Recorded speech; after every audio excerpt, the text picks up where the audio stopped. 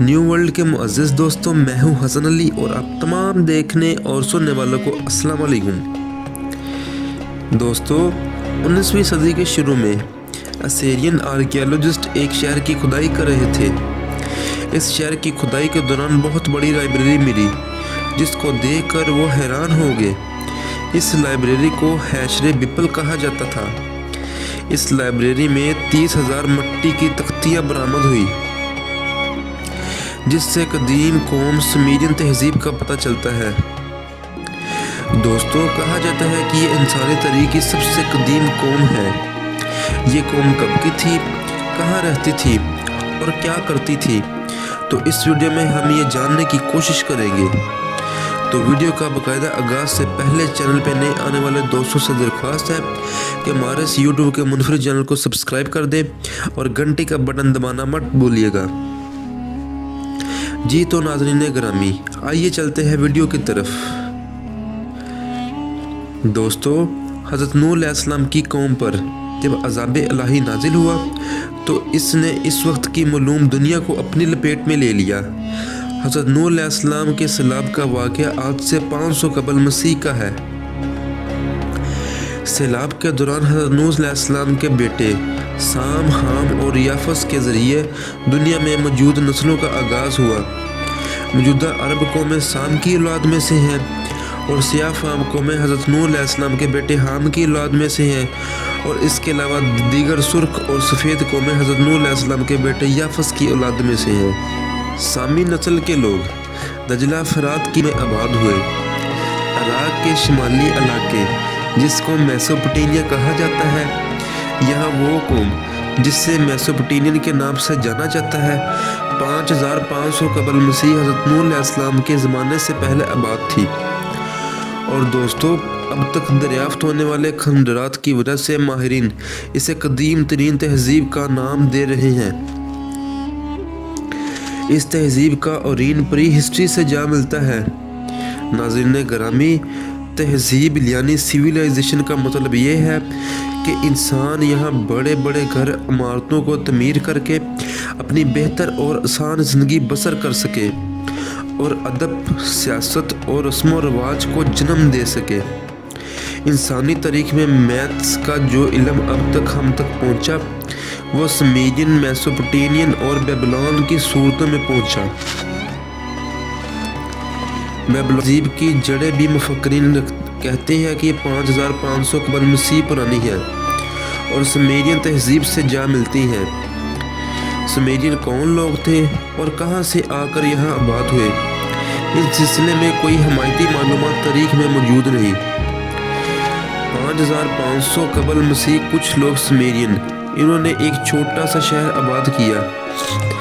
इस शहर को एरेडोना कहा जाता है और इन लोगों को एबीडीन कहा जाता था। दोस्तों, सुमेरियन तहजीब में सबसे पहले कानून, साइंस और मैथ की डेवलप किया। सुमेरियन वही लोग थे जिन्होंने सबसे पहले शहर की बुनियाद रखी। ये शहर दरिया दजला और फरात के दरमियान है। इस वजह से आर्कियोलॉजिस्ट सुमेरियन को मेसोपोटामियन कहते हैं। नाज़रीन गिरामी, सुमेरियन तहजीब एक तरह से पूरी इंसानी इंटीग्रेटेड सिस्टम के तहत रहने का काम करती थी, जिसका दारुल हुकूमत अरब था।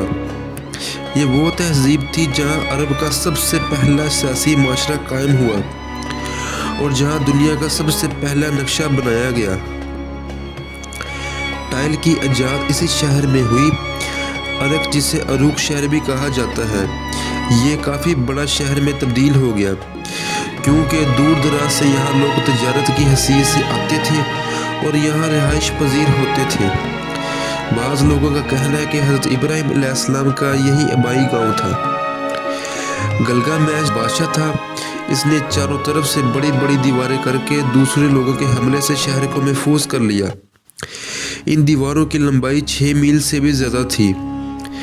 आज से 4500 साल पहले 6 मील लंबी शहर को, जो कि 30,000 की आबादी पर मुश्तमिल था, तारीख के सबसे पहले ट्रेड सेंटर की अहमियत रखता था और गलगामेश के अपने जुल्मों की वजह से बर्बाद हुआ।